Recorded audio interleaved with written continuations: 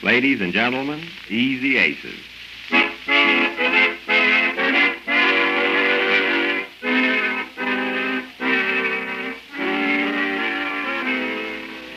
Once again, the strains of Manhattan Serenade introduce Easy Aces, radio's distinctive laugh novelty.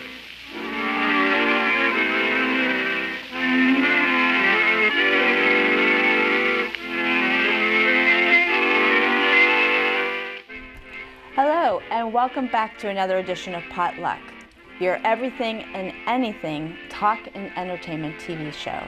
My name is Laura Hartman, and I am your host.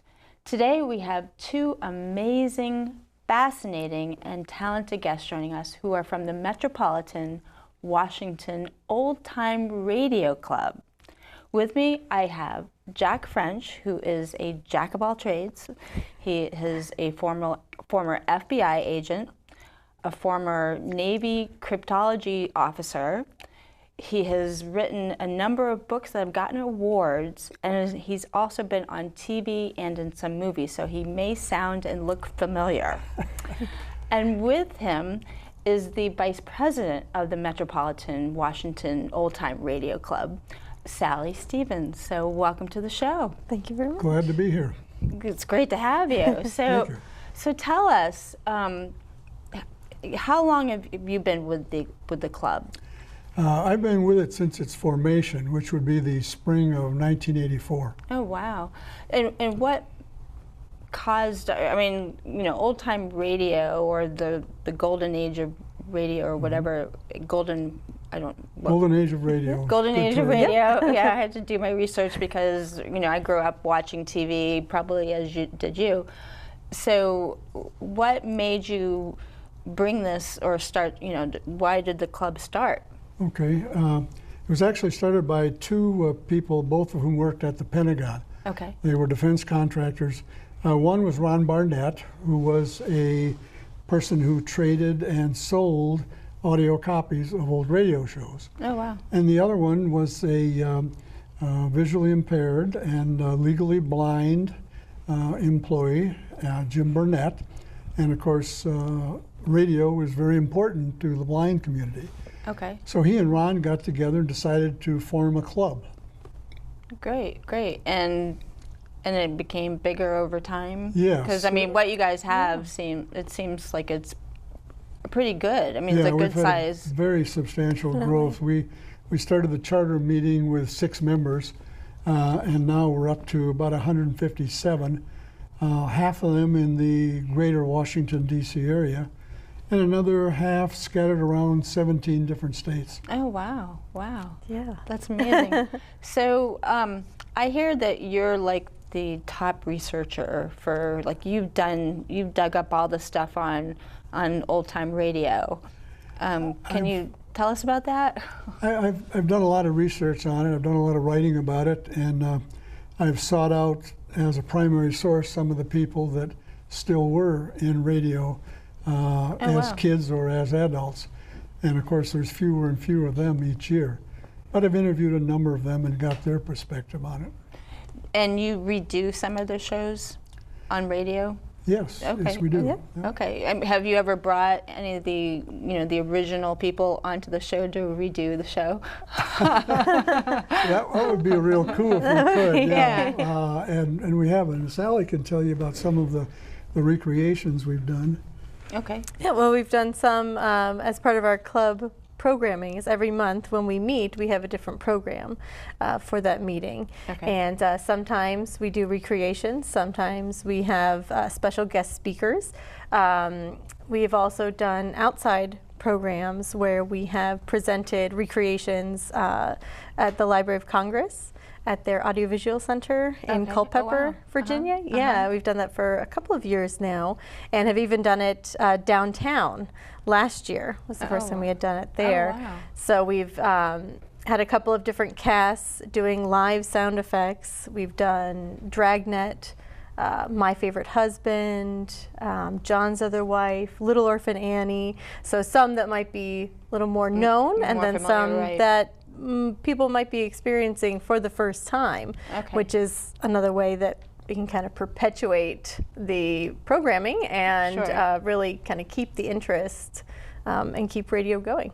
So, because you're younger, how did you get involved with old time radio? What was your interest in it? Because I can, in this day and age, because we're so bombarded with media and television, do you see things starting to fade a little bit for the club, or are you getting people's excitement because there were some really good stories that were told back then, and I mean people had to before television, that's all they had. Yeah, well, from my perspective, I kind of see a little bit of both. I actually grew up listening to radio programs. My dad and I used to listen to them in the car together, and he would always try and find the AM stations from across the country, and we would find the old programs. And I started listening to the big broadcast on WAMU Sunday nights when I was about 10. I started listening on my own. I would kind of sequester myself in my bedroom with a crossword puzzle, and 4 hours I'm listening to the big broadcast, and that was just my special time, and I loved it. I listened to it religiously every week, really got into the program, started collecting a different series and programming to then listen whenever I could.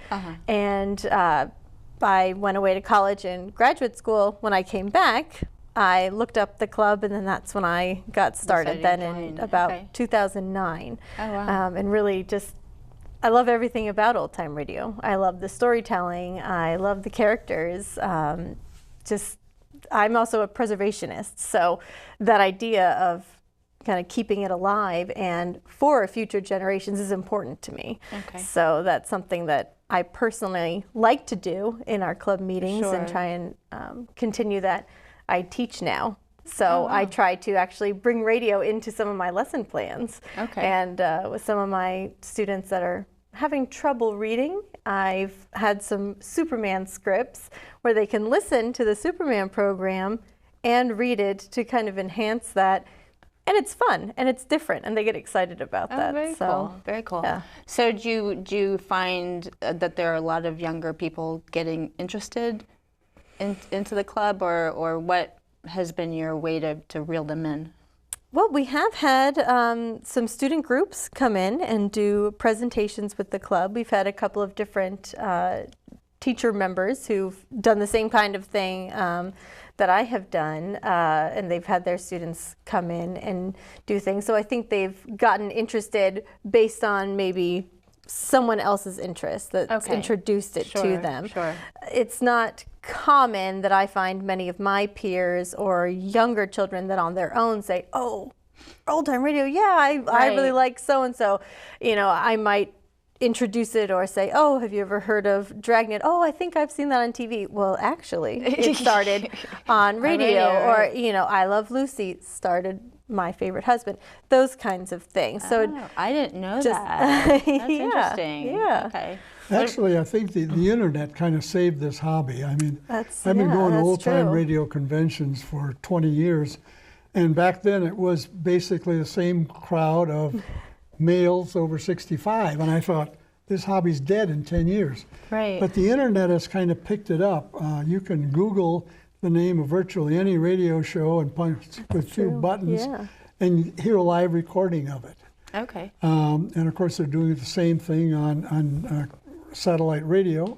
There's a lot of the first time I heard satellite radio, I was driving with my cousin, and he loves listening to old time radio. So that was like the first thing. We were like out in Georgia, for a family reunion, and that was the first thing he turned on. I'm like, where's the music? And then he turned it up, and I started listening. I was like, this is really cool. So there's enough interest even that some community theaters are doing it as a performance instead of a live stage play.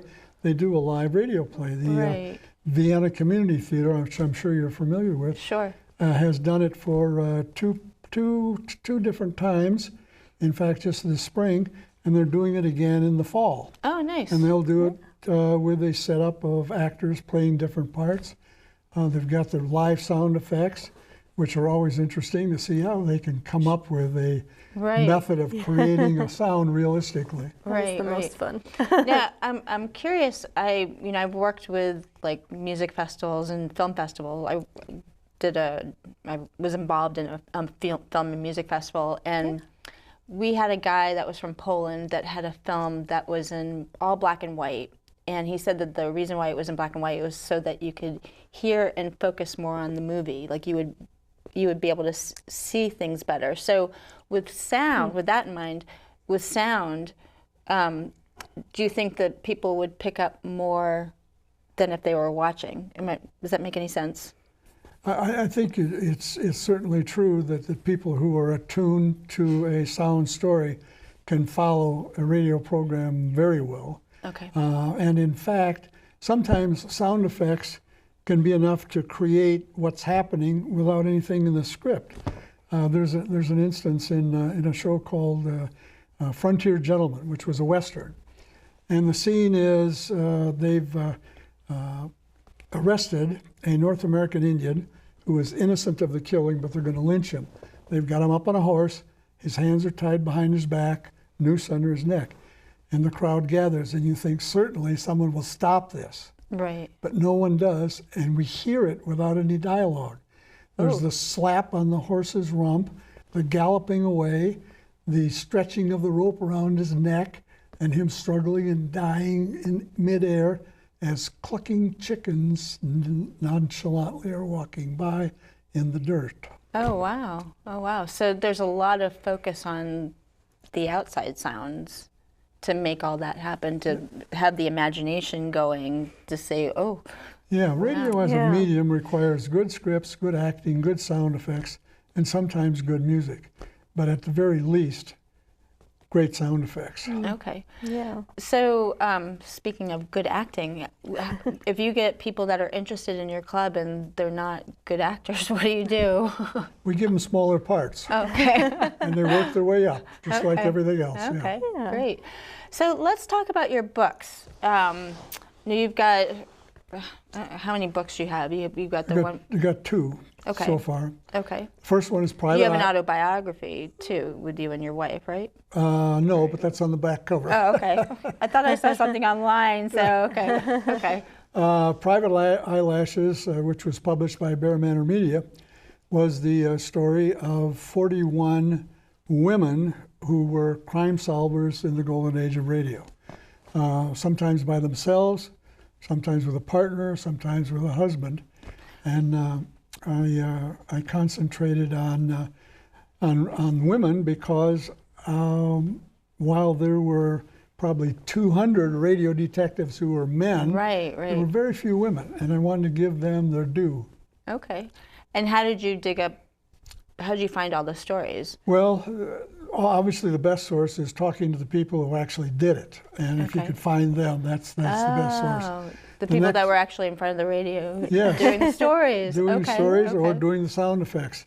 And not by the radio station or wherever it was done at, which may have dissolved. most of these were network shows, and so they would be done in the NBC or the CBS or the ABC affiliate. Practically always in New York, Chicago, or LA. That's the three big ones, and also San Francisco would be the fourth one. So you talk to the people about the show. If they're deceased, then you try to find their writings. Some of them are very accurate and in creating for you what they did on radio. Okay. Arlene Francis, who was a TV star, was on radio first, of course. And she was in a show called The Affairs of Anne Scotland.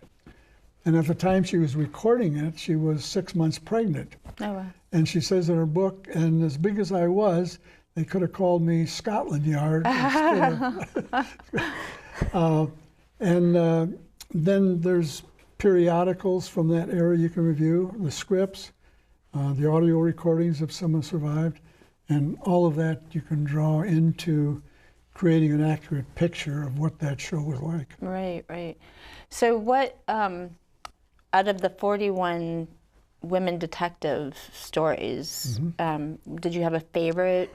Yes, I did. And my partner here is going to have a chance to portray her for us. Okay. Yes, very excited. Candy Matson. Candy Matson, Yukon 28209, was the best of the women detectives. Definitely. And there were 99 shows from 1949 to 1951. And about 14 audio copies have survived, so we've got those.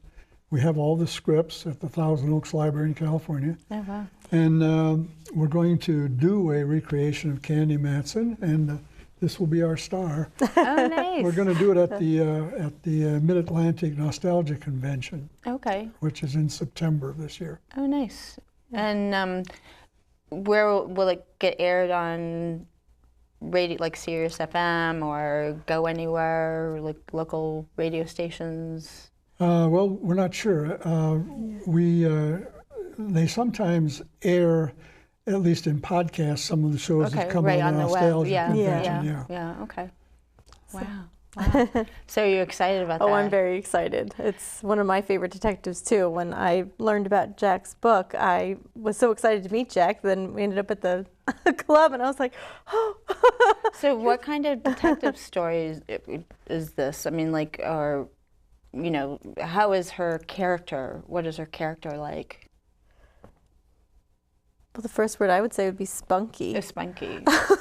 What do you think, Jack? Yeah, sassy, spunky, intuitive. Her story takes place in the San Francisco area. Okay. They were broadcasting from San Francisco. Her husband wrote and directed the show. Oh, wow. And so everything in it is very accurate. I mean, if they're traveling along on a surveillance, every street that they cross is exactly the way it would appear in the San Francisco map. Oh, right. Yeah. Okay. They use all sites from San Francisco for the various mysteries, most of which are murder mysteries, and all of which she solves before her boyfriend, who's a homicide detective with San Francisco police. Of wow. course. So the stories back then, do you find them, are there any similarities to what you would, I mean, do you watch TV, or are you totally radio? You know, are there similarities to what's on TV now? You know, I'm sure like the quality, I mean, I know like when you watch like older movies and stuff, that like the quality of like the acting and everything is just so much better than it is. I mean, today, I mean, there's a lot of excitement, and you know what I mean. So. Well, first of all, there were over 150 radio shows that moved to television. Oh, wow. In terms of comedies, in terms of detective shows, in terms of dramas, etc. Sure. The Guiding Light, a soap opera, been on the air for 75 years in terms of radio and TV together. That was on radio first? Yes, we're on radio for 19 years Wow. before it came onto television, and then it eventually reached the 75th anniversary, yes. Oh my gosh. Wow. Well, yeah, I'm sure there's like probably a lot of other stuff we're not even aware of, you know. Has its roots, if Yeah, nothing else. yeah. And something from radio. The biggest advantage that television has over radio was in terms of sound effects.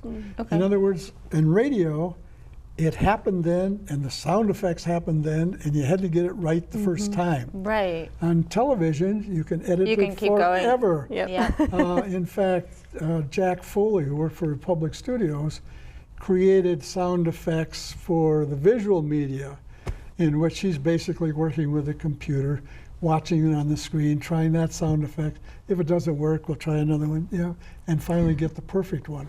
So a Foley artist has nothing to do with the radio sound effects people who were doing most of it manually and had to get it right the first time, every time. Right. And then that's what you guys have to do. Exactly. Yep.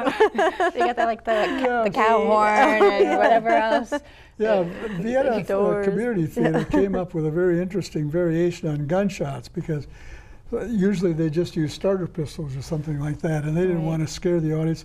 Plus, some people are a little bit susceptible to gunshots. Right. So they came in with a giant mesh net of balloons Oh, yeah. and would prick each one for a gunshot. For a gunshot sound, okay. Surprisingly accurate. Wow, I would have never thought that, but wow. Yeah, most of the That's very things cool. in sound effects we don't necessarily think would work, but they do. Right. Like footsteps on snow is squeezing a box of cornstarch. Oh, wow. And you get the That crunch crunch. on Oh, the snow. wow. Yeah. Oh, Yeah. that's interesting. Is there like a book of like radio sound effects? Or Yeah. can that be your next book? Yeah, there are actually 2 sound effects men that have written books on that and what they use in old-time radio and why it worked or why it didn't work. Right, and I'm sure they probably still use some of it in Hollywood or wherever else. They do, yes. Sure, yeah. Wow. Is it public domain or or can people access those books or do they buy the books? Oh or- yeah, yeah. The okay. books are available in any library. Bob Turner did one of them, and Robert Mott wrote another one. Okay. But you can go to any library, or you can go to Google and just type in radio sound effects books, and they'll pop up. Right. Wow. Do you ever get, people that can make like sound effects with their mouth? Have you ever gotten anybody to come in to like help you guys with like sound effects? You know what I'm talking about? We did have Mark Yes. Bush do, he did Donald Duck for us. To Donald Duck. We had to have a And Donald Duck toy. He also does, He did The it squeaky toy. perfectly. does Yeah. Jack Benny's Maxwell. Yes. Oh, yes. Yeah. Or Very people good that at do that like car. voice impressions. Yeah. Not that you would, I don't know if you would need that. or- Probably not, unless something like you're doing the March of Times, you need an FDR or something Yeah. Oh, like that. okay, like okay. But there were, specialty people like that use their voices. First of all, babies. Ah, Crying babies can't read a script. right, And we right. had women Yeah. who specialized in doing crying or cooing babies. They would mimic the crying baby. Exactly, Okay, and okay. right on cue. And then, of course, animals. Oh, Yes, yeah, yeah. Rin Tin Tin and Lassie are not going to bark on cue. They Right, can't right, read a right. script. Right. So there's a person doing that. Yeah. And in fact, some of them were very diverse in what they could do. Frank Milano was a sound effects artist on the Bobby Benson Show, and he did horses, and he did cougars, and he did Oh my God. mountain lions, and everything. In fact, he said when he auditioned for the show, the director, Bob Novak, said, "Well, can you do a mosquito?" And Frank said, "Sure. Do you want male or female?" Oh my God. And then he said, "Never mind. You got the job." Right. That's awesome. That's really great. Do you ever, just curious, because you are a voice, and I think of DJs, do any DJs or radio people get involved in your club? Just to get, We haven't had too many. I don't We've know. got Yeah. But John you've had- Reiser is a retired radio engineer, Okay. and Maury Cagle used to be on The Voice of America. But I think that'd be kind of like a busman's holiday. I mean, if you're involved in the thing, Right, not right. necessarily following it through as Sure, a late-time sure. career. But for somebody who wants to maybe like utilize their voice, I don't know. So. Oh yeah, we're always Yeah, oh, looking yeah. for new talent. Yeah. Absolutely. So how many people are involved in your club? How many people are, Well, we have 3 officer positions. We have a president, Bert Rude, vice president, that's myself, and then a treasurer, John Reiser. And those are all elected positions. And then we also have print librarians, audio librarians. We have folks that help with the membership coordination. And then we have kind of a core group that attends the meetings regularly. okay. And mostly locals, obviously. Sure. We also, the club puts out a wonderful newsletter that Jack can talk more about. He's actually been our wonderful editor for how many years, Jack? 24. He just retired. Just retired. Just retired Oh, this wow. month. Oh, And wow. Martin Grahams is going to be our new editor. But Radio Recall is the shining star of the club, and it truly is. Yeah, we have 2 publications actually. The Radio Recall, which is a journal that comes out every 2 months, Okay. and then in the alternate months we have Gather Around the Radio, which is an email newsletter which Mark Anderson produces for us. But I would say an average meeting would attract about probably 25, 30 people. Oh, wow. If we've got an important keynote guest, like Johnny Holiday came to talk about his new book one time, Dennis Owens came to talk about his new book, then we get 50 or 60 people in the audience. Oh, wow. Yeah. Wow. Very cool. So what have, I know that, your one challenge is trying to keep the old radio alive. and That's true. and that involves getting the younger crowd.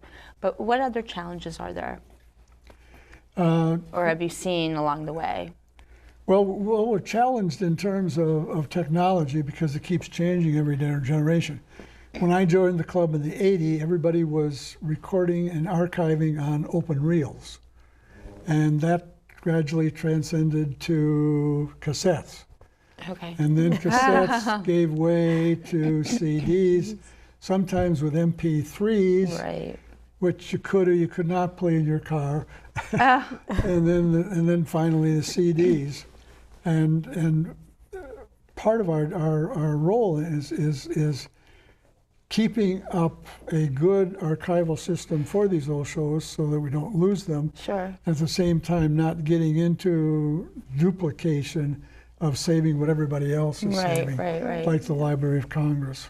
So do you save like on the cloud now, or do you just have do you have like an archive, like a library? Most of us it's a library. It's physical, Okay. yeah. Mostly CDs. Okay. Have you thought about using the cloud to upload so you don't have to have it physically? As soon as we get a volunteer who can know how to do Yeah. that. When you get the younger ones to come in, maybe get some like technology, Volunteer to do it and to technology gurus. Yeah. have a big system, because I would need a lot of storage Sure, space as well for that kind of thing. So. Well, we're getting to the end of our show. It's been great to have you on. Do you have a Facebook, social media stuff that you guys use for the Metropolitan Washington Old Time Radio Club? We do have a Facebook. Okay. It's easy to find us.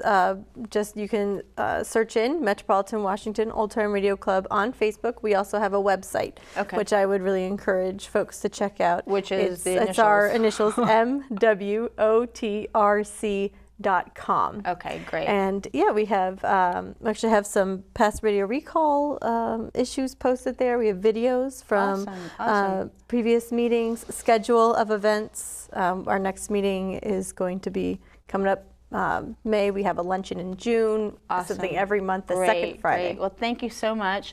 And if you're just tuning in, make sure you catch us on the web at www.potluck-online.org, and make sure to go to MWOTRC.com. Great. And we'll see you next time. Thank you.